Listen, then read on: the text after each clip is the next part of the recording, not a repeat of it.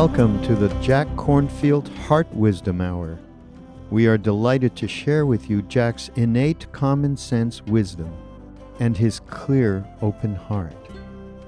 If you are interested in supporting Jack's podcast, go to BeHereNowNetwork.com/Jack.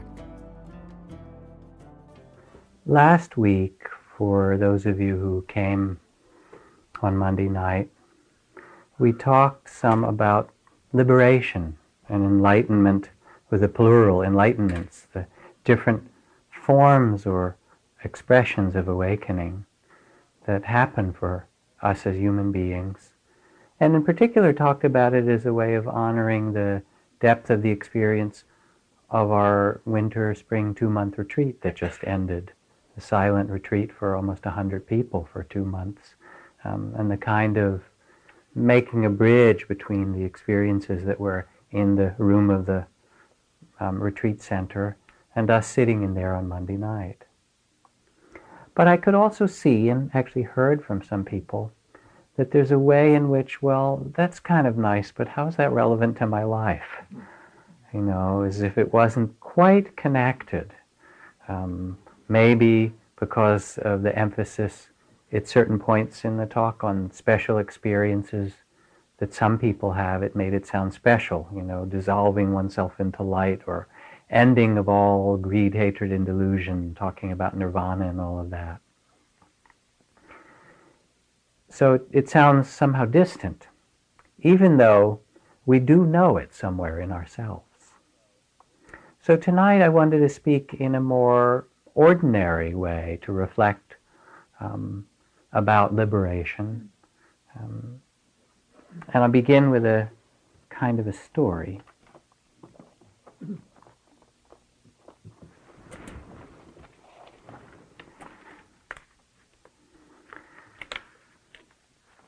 Every month, the disciple faithfully sent to his master an account of his spiritual progress, having left the master a year before. In the first month, he wrote, "I feel an expansion of consciousness and experience my oneness with the universe." The master glanced at the note and threw it away. The following month, this is what the disciple had to say. "I have finally discovered that the divine is present in all things." The master seemed disappointed. In his third letter, the disciple enthusiastically explained, "The mystery of the one and the many has been revealed to my wondering gaze." The master yawned. In his next letter, several months later, the disciple wrote, "No one is born, no one lives, and no one dies. The self is an illusion." The master threw his hands up in despair. After that, another month passed by, then 3, then 5, then a whole year. The master thought it was time to remind his disciple of his duty to keep him informed of his spiritual progress and sent him a note. The disciple wrote back, "Who cares what you think?" When the master read these words, a look of satisfaction spread over his face. Thank God he's got it at last.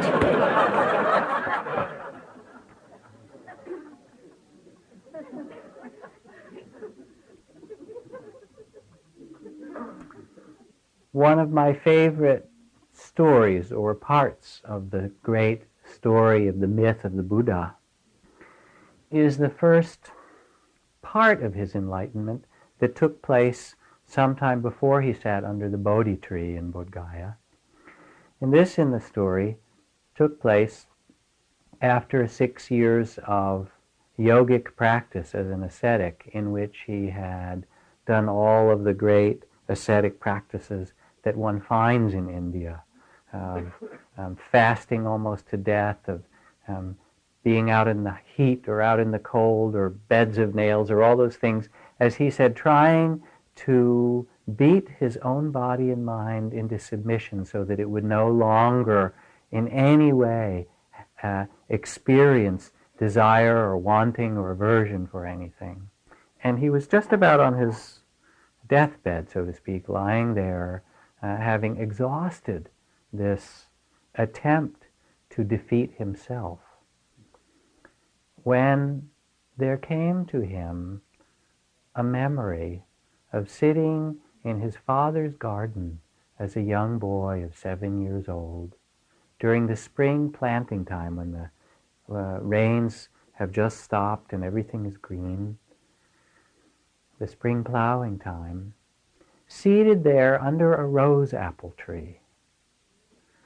And he remembered as he saw himself again as this 7-year-old boy in his father's garden under the rose apple tree, that there had come to him all unbidden, with no effort from himself, a state of wholeness and stillness and unification, of oneness with all things, that was breathtaking.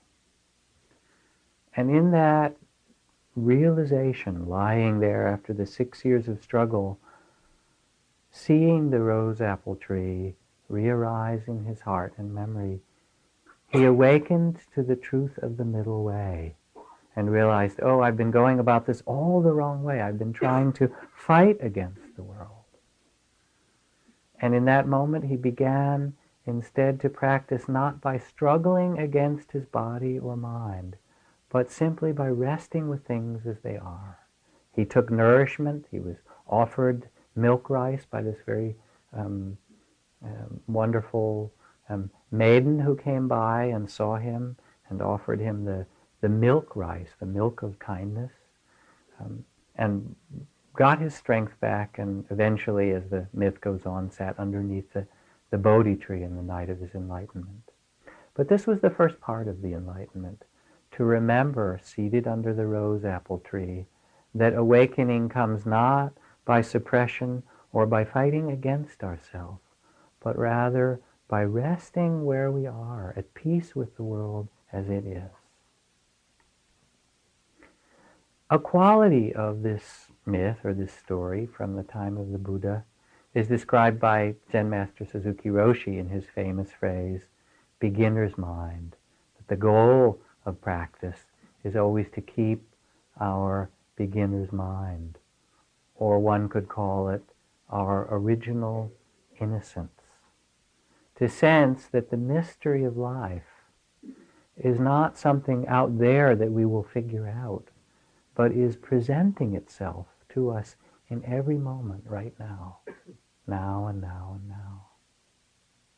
And in fact, anybody who's even half intelligent, which I spend a lot of time hanging around teenagers now, and they're dubious about most of the adult population of the planet in that regard, but anybody with even a little bit of understanding will realize that nobody knows what's going to happen next.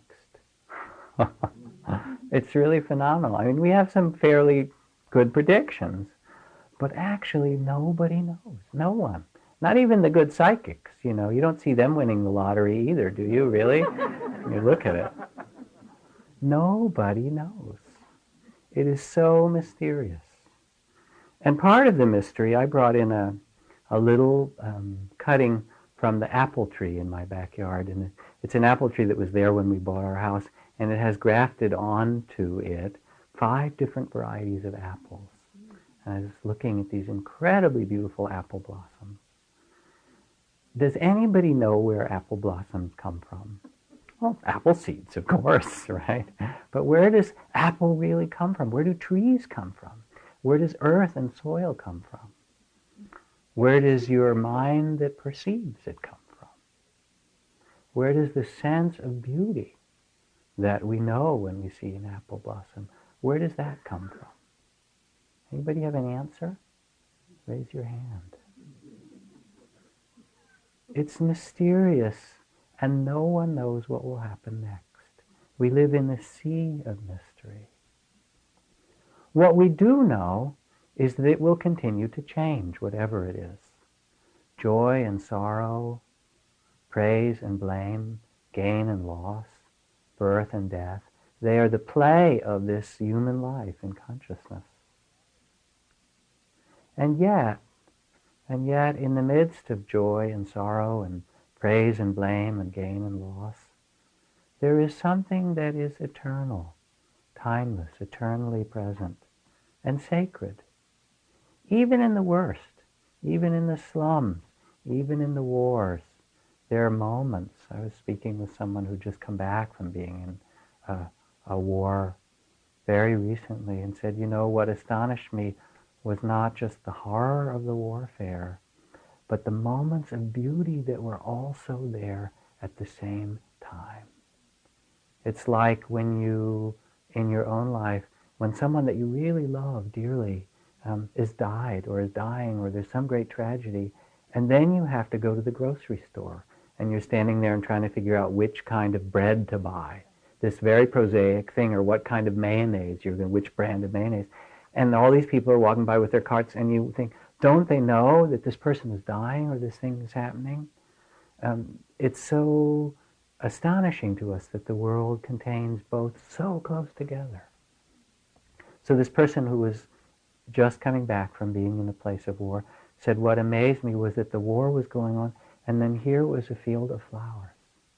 And I almost couldn't bear the beauty as well as the suffering. So what does a practice of wakefulness and compassion have to do with all of this? This from Rachel Carlson. A child's world is fresh and new and beautiful and full of wonder and excitement.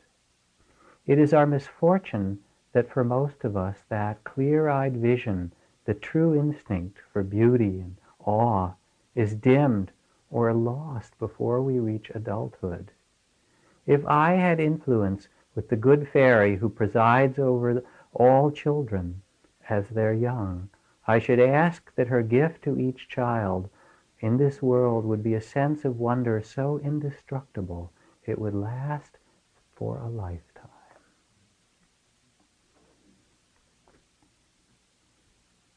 What does the practice of wakefulness and compassion have to do with this? Zen Master Suzuki Roshi put it this way. He said, you are perfect just the way you are. And you could also use a little improvement.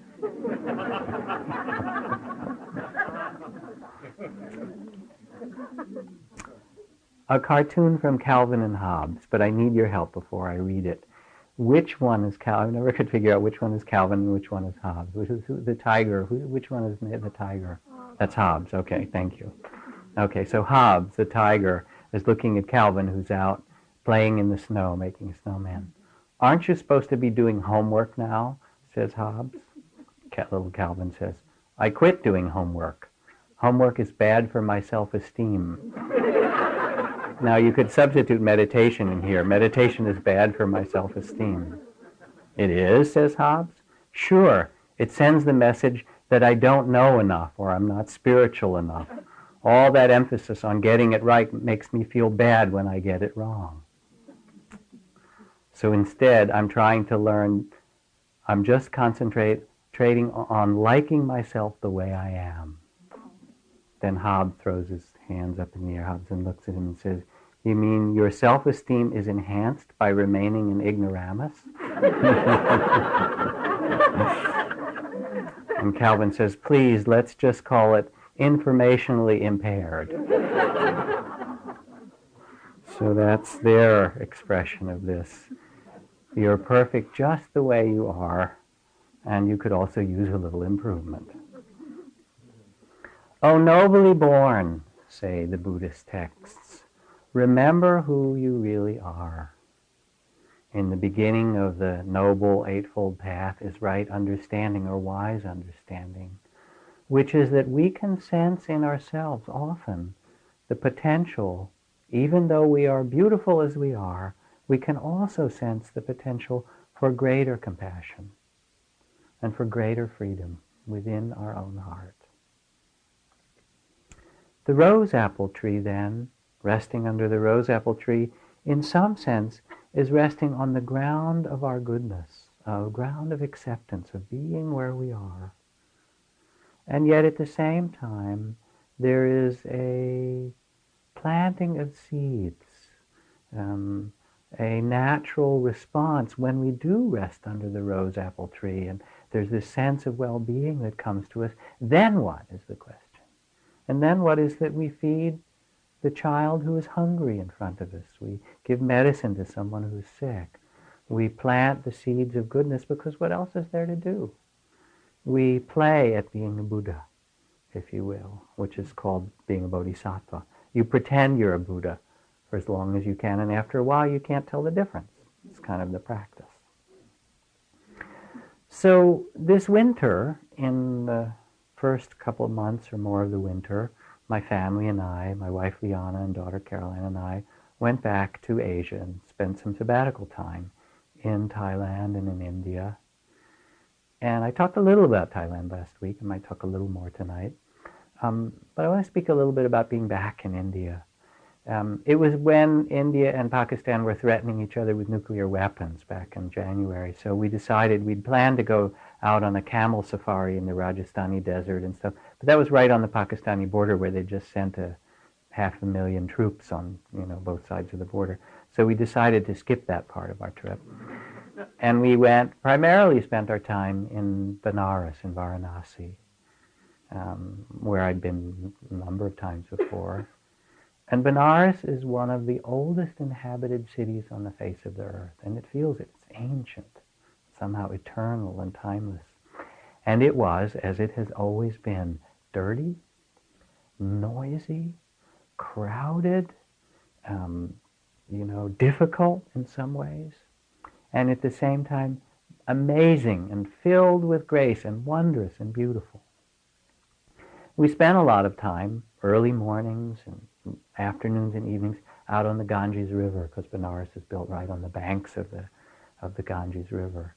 And to go out on the Ganges River just as the sun rises and hear the people making their prayers and see all the yogis and sadhus on the banks, or in the evening at the time of the fire pujas and rituals and so forth. Really amazing. And my wife and I very much wanted to return to India, partly out of a love for India, although it actually gets a lot harder as you get older, I noticed. It's not so easy on your body. But also to show our daughter. And we'd always said, when she's old enough, we really want to bring her to India. There's no place in the world like India, nowhere. So, and there's something remarkable about taking a child, or a teen as she is, to some place that you love, because then you get to see it through the eyes of the child. You get to have that beginner's mind as a kind of gift again. And India is such a deeply spiritual culture. It's just woven into everything. When you meet someone in India, unlike the U.S. where people ask, what do you do, is kind of one of the first questions. Nobody asks, what do you do in India? Partly because not many people do anything, and there is that. It's more a country of being than doing. Nor do they even ask where you're from as the first question, which is what they ask in some places. They ask, one of the first questions is, what form of God do you worship? Is it Shiva, or Brahma, or Krishna, or Saraswati, or Kali? What is your form of worship of the divine? Then they feel like they get to know a little bit who you are. What an amazing question to ask. Not where do you work, but what form of God do you worship? What do you orient your heart and your life to? And every little taxi, has this little altar on it, and there's the incense and the flowers. Even the poorest person, there's little altars and, pujas and prayers. And in fact, Banaras has 2,000 temples. Some of them are just tiny little temples with one person sitting by and taking care of the temple that's not much bigger than they are, and some of the huge temples. So we got to India. We actually arrived. We flew from Thailand and ended up flying into Banaras at night. Or we got there, we were supposed to get in there in the afternoon, but you know how it is flying to India. Anyway, plane was late and we were trying to change planes in Kathmandu, but they didn't know that there was such a thing as transit in Kathmandu, and these guys with old World War I rifles took us down to the basement of the airport, and the whole thing took 4 or 5 hours. But anyway, we got to India. That's part of getting to India. Actually, this is how it works in India. And we arrived, and it was a bit dark, and we went to this nice hotel that we were staying in, and I said to my daughter, well, after we had our dinner, do you want to go out and just see India a tiny bit? tonight since we're here? She said, sure, Dad. And we were a little ways away from the Ganges and kind of away from where tourists might be in this one hotel.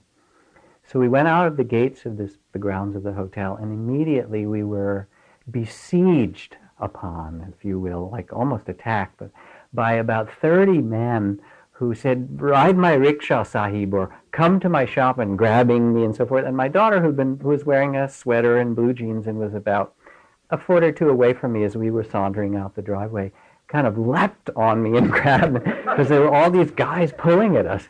Dad, what do we do? I said, nothing, it's okay. We'll take that rickshaw. So we got in the rickshaw, and we started riding through the streets a little bit, and she said, where are the women? Because it was evening, and there were these little fires, and there were men doing things and so forth.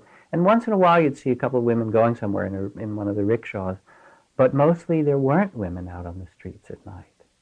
And everyone was staring at her because she's pretty pale-skinned and was clearly, blue jeans. She was clearly a foreigner. So we stopped in one of the first shops that had Indian shawls and things, and got a couple of Indian shawls, shmatas, and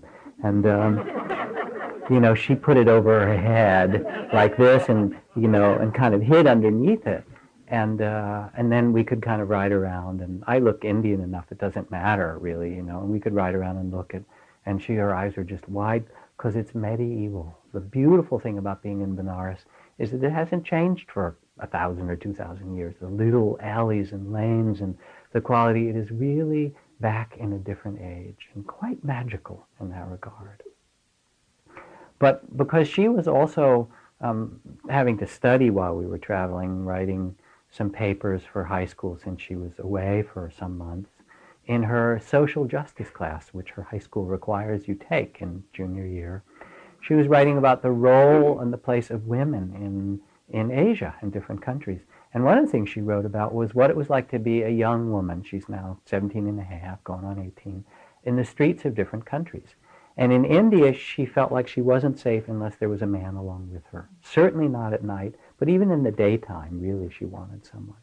Then when we were in Nepal, which, especially in Kathmandu, which is, India has this combination of Muslim and Hindu culture primarily, and there's a strong kind of ethic that women are not to be so visible. In Nepal, which is, Kathmandu Valley is much more modernized, she was more comfortable. She wore a sari part of the time, but she also wore her blue jeans, and people didn't look at her very much. She felt freer. And then when we were in Thailand, as a woman in this much more kind of tropical, gracious Buddhist culture, she felt very free just to be herself and not be worried or not be hassled by men on the street. And so she wrote about all of this stuff. But this isn't the end of the story. We'll tell you more as we go on, because it's not really quite that simple. Anyway, we went to various temples, wonderful and amazing temples, and we went to Mother Teresa's because my daughter was really interested in that. And my daughter learned sign language, so we went to one of the schools for deaf children. And it was fantastic to spend the morning there and have her speaking as best she could with these deaf children in India in sign. And they were so enamored of this American girl who came to spend part of the day with them.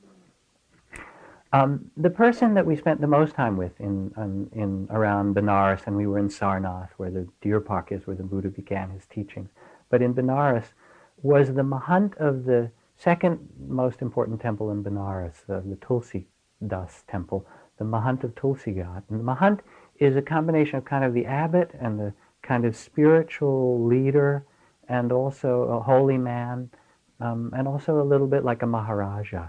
And it's been in his family for hundreds and hundreds of years. And he's the most gracious gentleman, very well-spoken and well-educated, silver-haired, deeply spiritual, but also he's a scientist. He's educated as an engineer, and he's involved in a project together with some people from the US and Europe to clean up the Ganges River and to clean up the rivers of India.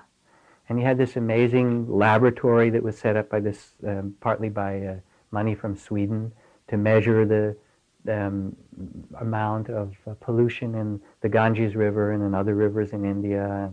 And we spent time with him. The Mahant family has had boatmen for hundreds of years, and so he called his boatmen and they took us out on the river, and it was really a kind of an education about both the difficulties of population growth and modernization in old India, and also the movement of people to reclaim and care for the things that are most sacred to them. And so we went up and down the river, and then the Mahant gave my daughter and I and my wife, gave us a kind of talk or a lecture about what he was trying to do. And he sat down and he said, you have to understand that for me this river is my mother. She is my life. She pours down from the Himalayas, and she's the mother of all of us who live in North India. And I am not a happy human being unless every day I can go and bathe in her waters, because she brings water to our villages. She makes the rice and the wheat that we eat grow. And he just went on about the blessings. And she said, she is the water in my veins. And this beautiful kind of talk about interdependence and the land we live on and the air we breathe and how it is all sacred. And then he said, but of course we in India believe that mother is pure, so it is very hard to talk to people about cleaning her up. And I have to go in the most delicate way and say, yes, our mother is pure, but what are we feeding her?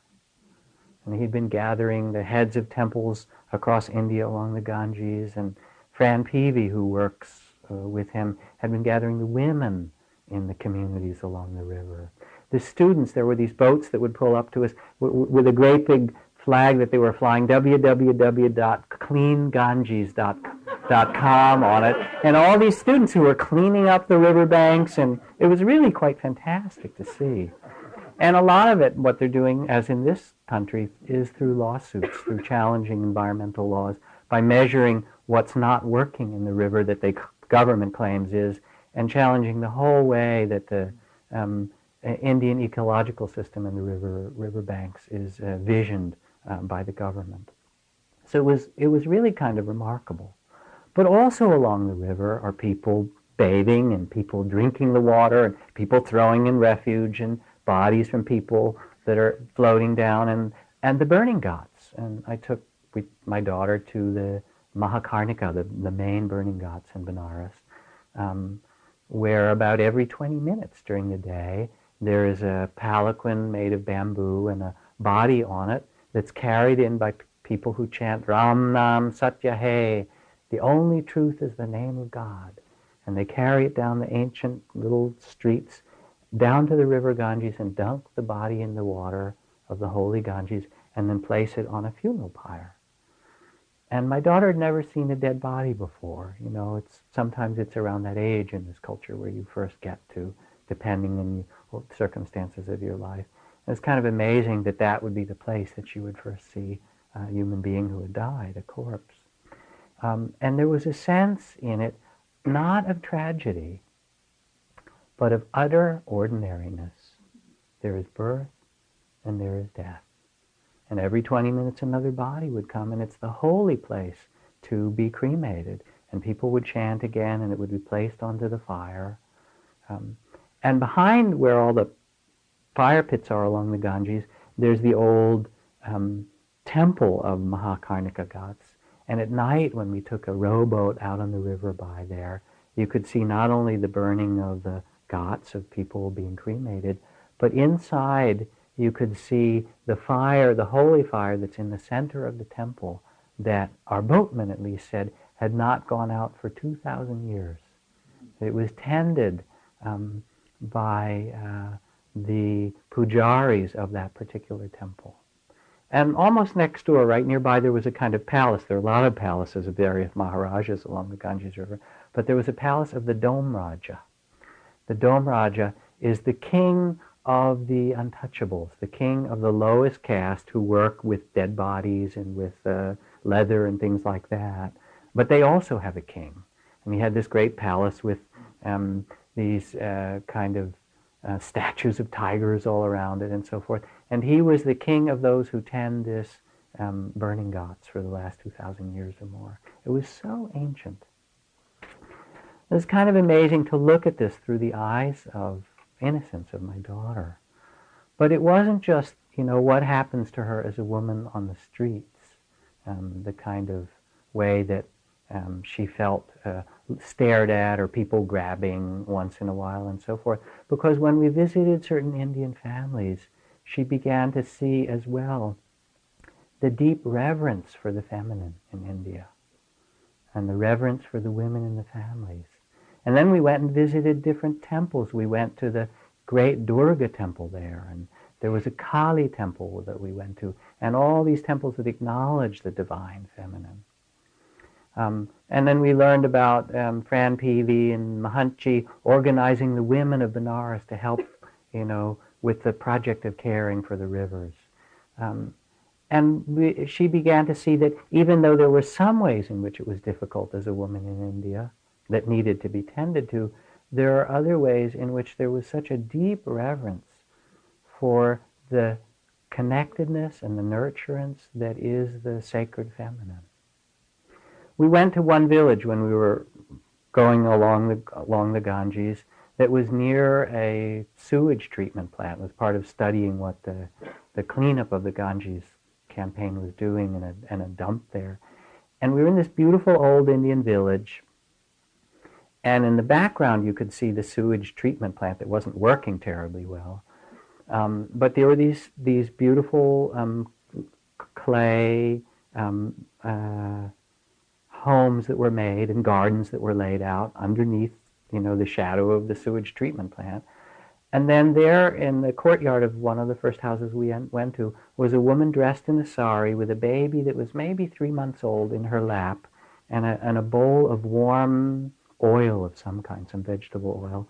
And she was doing this beautiful Indian baby massage that I'd seen on videos from many, many years ago, but had never seen in person. And there she was, and the baby was just lying back there, flopped with this big smile on its face, and she was kind of pulling out each leg and arm with the oil and kind of massaging it and stroking. The baby was just in absolute bliss, and she was sitting on the ground with the silk of her sari, this beautiful red sari, around on the earth, and this baby there, and you just felt like it was something that was beautiful and sacred in an old world that we don't see so much anymore. It wasn't a baby in an incubator. It wasn't a baby in daycare. It was really the bond of mother and child. Now, just to give you a sense of that, not just the feminine, but the ancient masculine, this is a passage from Stephen Mitchell's new book on Jesus, where he writes about having gone back to Israel looking for inspiration about how he might write on the life of Jesus. And he said, I went to where the Sermon of the Mount was supposed to be given, and there was just a garish modern church there, and I didn't know where to find what I was looking for. But then he went down to spend some days, crossed over into Egypt, into the Sinai desert. And as he went into the desert, they met Musa, who was a Bedouin guide that took him and another Israeli friend out through the mountains of the Sinai where Moses had supposedly been. And Musa was dressed in the kafiyah and an old, kind of tattered robe, and took them up into the mountains. And the first time he said, Musa, stop to pray. And devout Muslims pray 5 times a day toward Mecca, bowing to the ground with your whole body. I noticed something in his bowing that made me catch my breath. The quality of surrender was extraordinary. It seemed to flow from the inside out through his toes and fingertips. The purity of his prayer was so visible I wanted to get down and pray with him, but I thought it would freak out my Israeli friend, so I did it in my mind. And then we went climbing in the mountains, and late in the day we went to Wadi Jabal, a granite valley where Musa took us to his garden.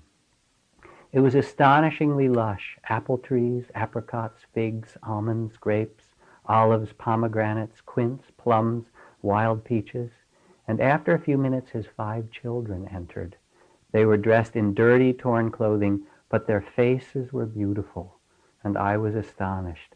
I felt as if I was in the presence of an ancient Father King, through whom all the gifts of the earth were being bestowed on his children.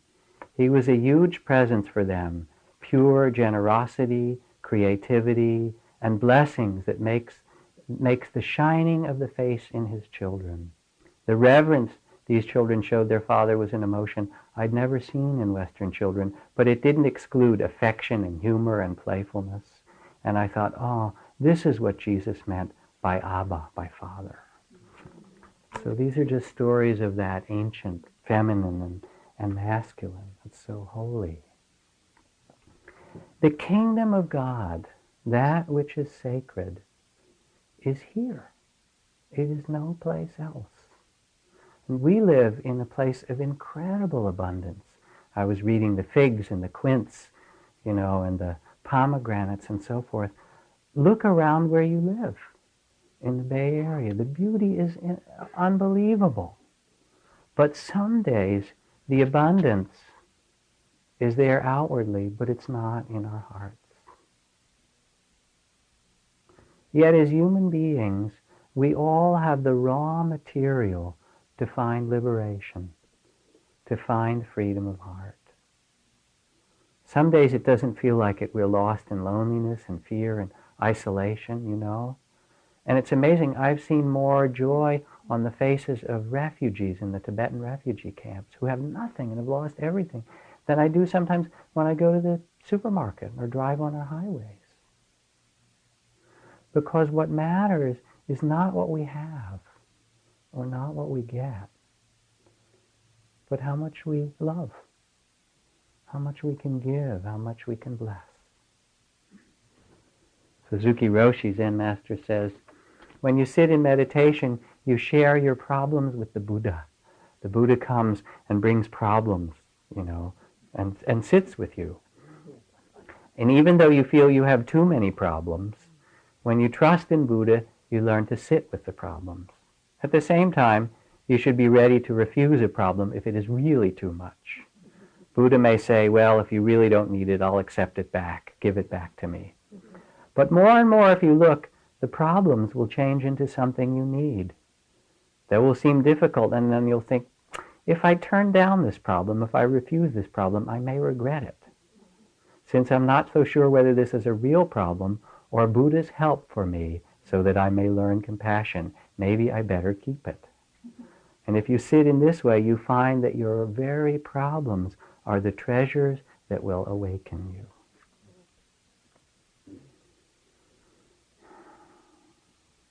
In Thailand, we visited teachers and temples and so forth.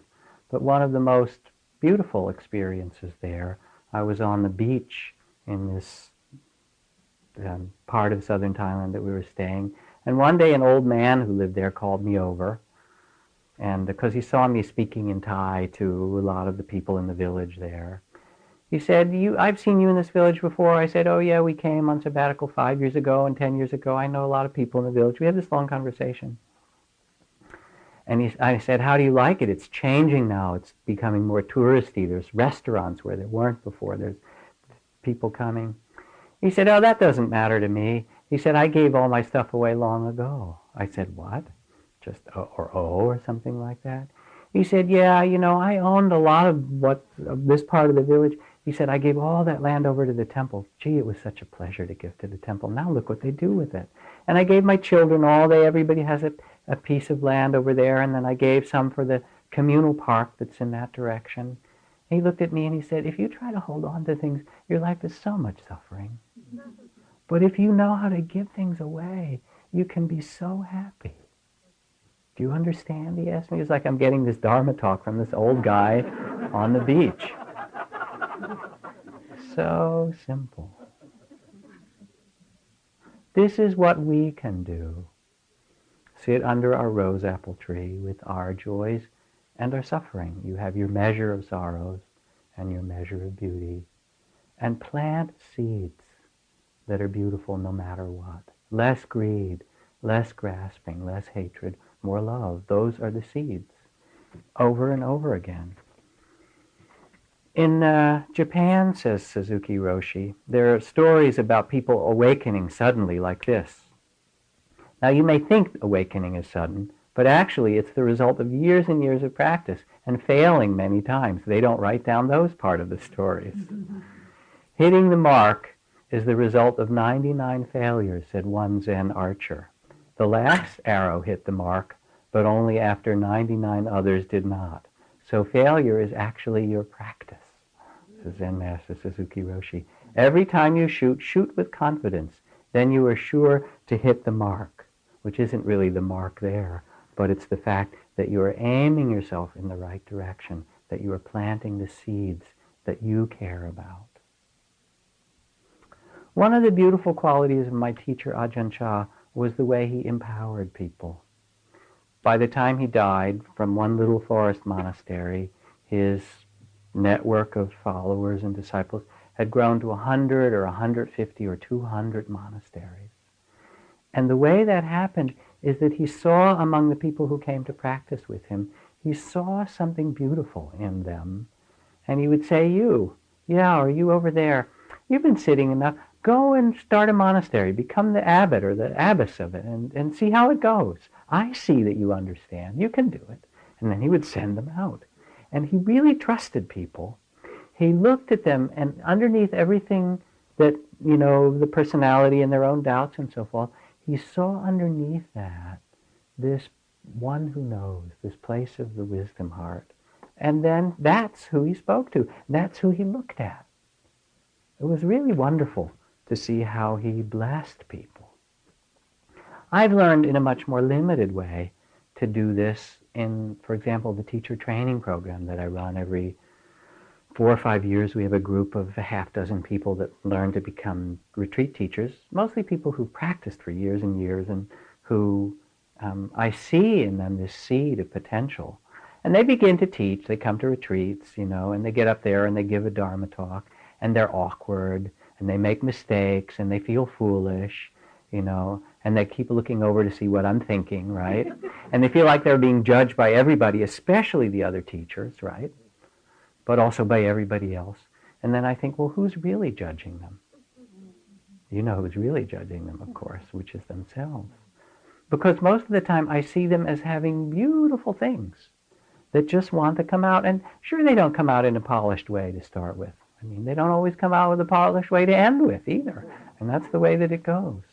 But there's something so beautiful about seeing that in them rather than their mistakes or their awkwardness or their doubts or their tentativeness. To pay attention with a sacred presence and mindfulness is to let go of judgments, to see, to relax about things, to trust, to see the beauty that can come out. Another story, very brief.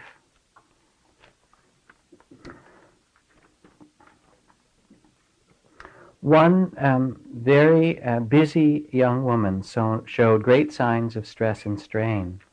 And upon visiting her doctor, he prescribed a tranquilizer and asked her to report to him if that helped her after several weeks. When she came back, he asked her if she felt any different. She said, "No, I don't, but I've observed that other people seem a lot different."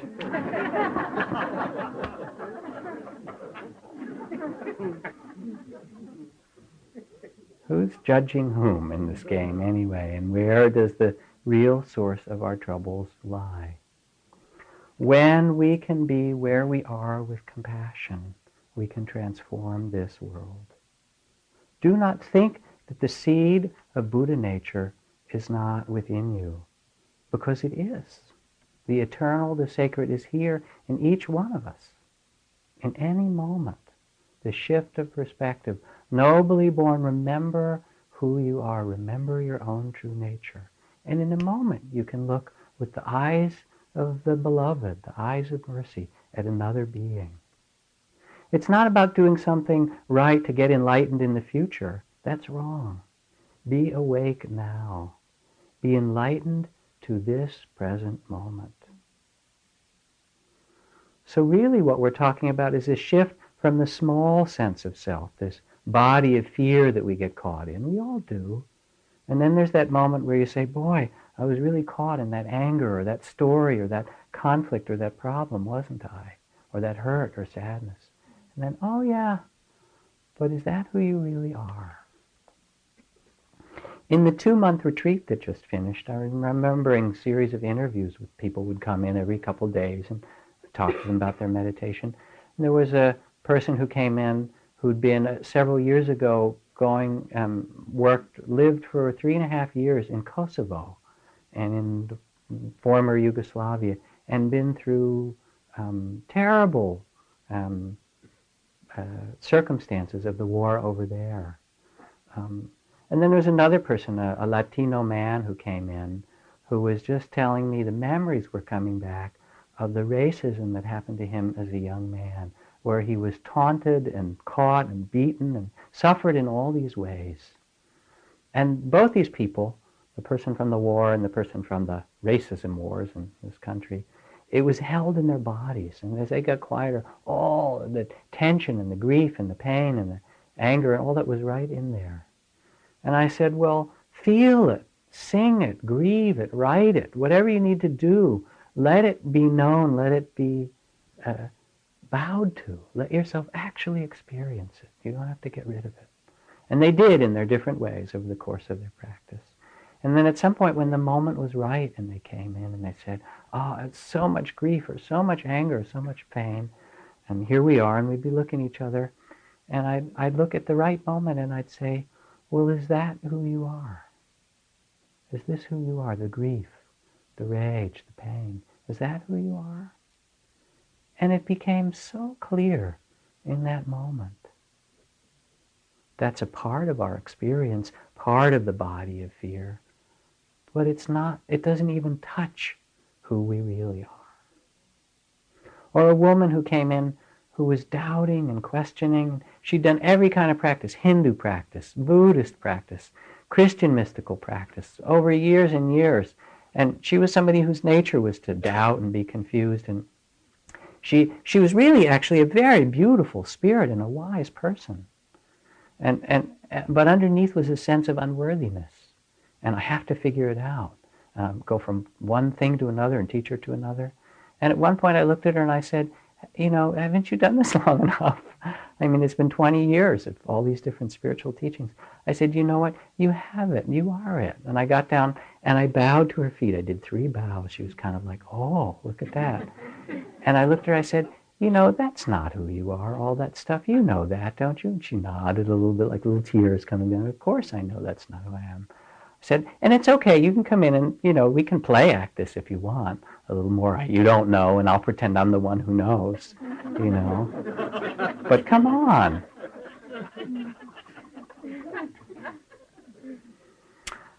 My teenage daughter, when we were in Thailand,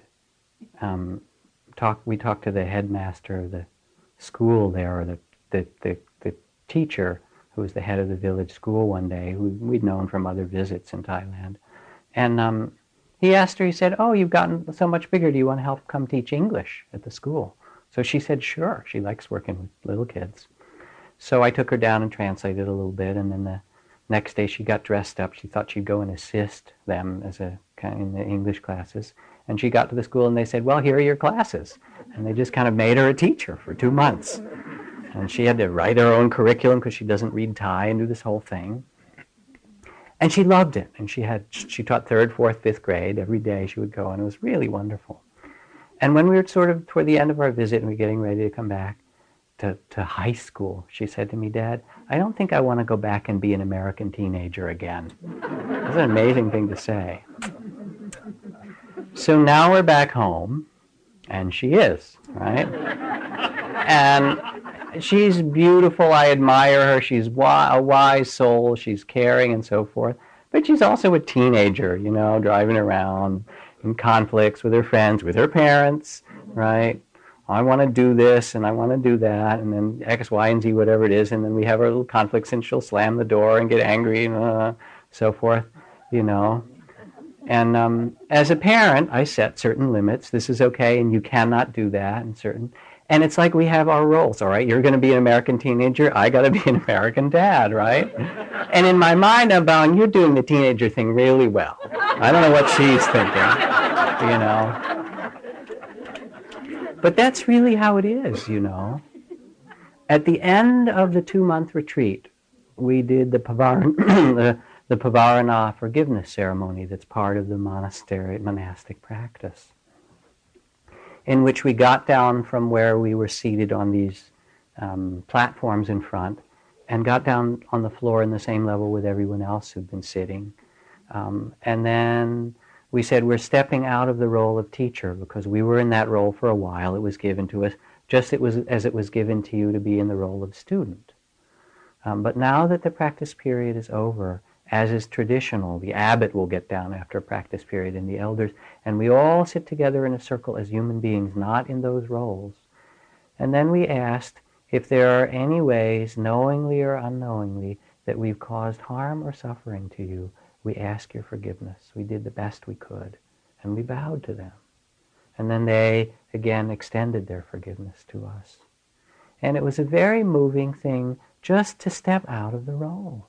Because it's just a role. It's not really who we are. I mean, I was off in Thailand for a couple or a few months, in India, and coming back and saying, oh, it's time to teach. That's weird. You know, to get up there and talk about something.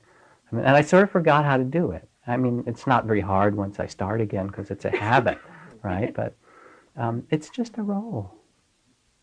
There is a mystery to this life that's so much bigger than the roles that we play. And we need to honor the roles and the individual and the wholeness that we are a part of. Our freedom and our happiness doesn't come by planning or making ourselves better or by some, religious belief, but by our willingness and capacity to be present, to show up for life as it is in front of us. As Suzuki Roshi said, you can't make a date with enlightenment. It's either now or never. There is a natural compassion when we are really present. And I think of the way Zen Master Suzuki Roshi, I was reading about, he would always drink a cup of tea with two hands. It was like nothing was done, talking on the cell phone and driving at the same time. It was like when you drink a cup of tea, really feel the warmth of the cup and let it touch your lips and feel the water, the warm water of the tea going down from the Mother Ganges River to nourish your body. In that way. Or when you do sumi painting, that calligraphy where you have a rice paper, so there's no mistake at all.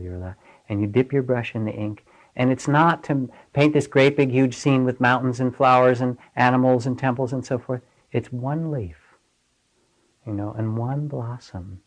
And you do that with such full attention that one blossom is every blossom.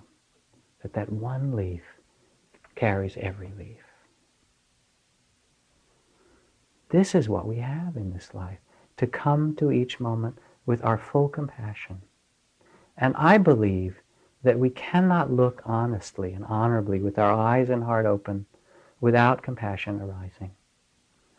As Thomas Merton puts it, then it was as if I suddenly saw the secret beauty of their hearts, the depths of their hearts, the core of their reality, where neither sin nor desire or knowledge can touch, the person that each one is in the eyes of the divine.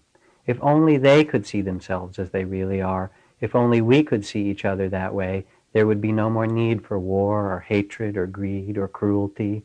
I suppose the big problem would be that we would fall down and worship each other. Now, before I end tonight, I have to say something else that's tangential and yet essential. And that is, I want to say a little bit about the trauma that's happening in the Middle East and the war between the Israelis and the Palestinians. It's so painful to see and so painful to learn about. And I don't have a television, so I learn about it by listening to the radio or reading in the newspapers. But it's terrible to watch, and it's tremendously sad. And I'm seeing the Israeli military and the Israeli government and a number of the fundamentalists who are there and racists who set up the settlements in the West Bank and Gaza and so forth. And I see the Palestinians in their response seeking military solutions, thinking that by killing one another they will solve the problem. And as a person of Jewish background in particular, I'm really ashamed of what I see. And I see it as a repetition of unhealed trauma. That is, people, human beings who have been traumatized, who are then, as we know, acting it out in the next generation. That's what I see. And it's terrible. And for the Palestinians, I also see a level of trauma that they have carried and enact, and of being disenfranchised. And I read this Newsweek article that had the faces of the young suicide bombers, of these young women and young men in it. And it was just almost too much to look at. Because what I see was both desperation and also an incredible need to find dignity in this terrible situation. But what's really happening is that the children, the Israeli children, and even more the Palestinian children, are being asked to carry the weight of the suffering that the adults are unwilling to carry. That the weight of the suffering that the adults need to eat and digest, because only the adults can do it, to be willing to say, I have suffered and you have suffered and the suffering will stop with me. I will let it go. I will accept my measure of suffering. That unwillingness by the elders to do so places the burden of suffering on the youth. And the Israeli leadership is terrible in many ways, horrible. And the Palestinians have not always had good leadership either. So I have to say it. And because it's just not right. I also want to add that I heard on the radio today, just in case you wonder what it's really about beside all of this, that a major consortium of oil companies just announced today that they're planning to build a large pipeline through Afghanistan. Big surprise, right? What is happening in the Middle East as well, in the Israeli-Palestinian conflict and so forth, is a lot not about what you think it is, but it's about oil, and it's about power, and it's about money. Just to be straight about that. Now there is another way. There is another way. As the Buddha said, hatred never ceases by hatred. Never ends that way, but by love alone is healed. This is the ancient and eternal law. And I know some people in the beleaguered peace movement in Israel and in Palestine who remember that this isn't who we really are. And they're doing what they can, Because when we forget, whether it's the Hutus and the Tutsis, or the Protestants and the Catholics in Northern Ireland, there's a kind of old myth, an old story, that violence and vengeance will make us safe. And there's a different possibility. Because if we look at the myth that's being enacted right now, the visible myth that is enacted is the tanks surrounding the Church of the Nativity. Going back to the image of the rose apple tree, of sitting in your father's garden or in your mother's garden, of that blessed innocence of the earth. What we see is the Church of the Nativity, which represents the birth of innocence, surrounded by tanks. It is what you might call a poverty of the imagination, to think that this is what's going to solve this. Yes, the U.S. and other nations need to step in and guarantee Israel's security. Israel deserves to be secure. And yes, the Palestinians deserve their territory and their country, and all those stupid settlements should be withdrawn from. And the Palestinians deserve their dignity. And like the Buddha in the old stories who sat, he actually tried to broker peace between nations when he could. And when he couldn't, he sat and did compassion practice for the wars that ravaged countries in the places where he lived. Sometimes he tried to stop them successfully, sometimes he was not successful. In the same way, we must do what we can, and also sometimes we can't do enough, but we still have to try. whether it's to stand with the women in black or the people in black, or to speak up, or to remind people that this is not a policy that is good for any living creature.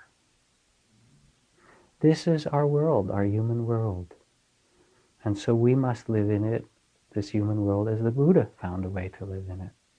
But in our wisdom heart, in our heart of hearts, we know there is another way. A way of dignity, a way of freedom, a way of compassion, and a way of beauty. And this path of practice is not about being a good person, but about discovering that true freedom of heart wherever you are, no matter what is happening. To live, to plant your seeds of goodness from what you know to be true, and to bless those around you.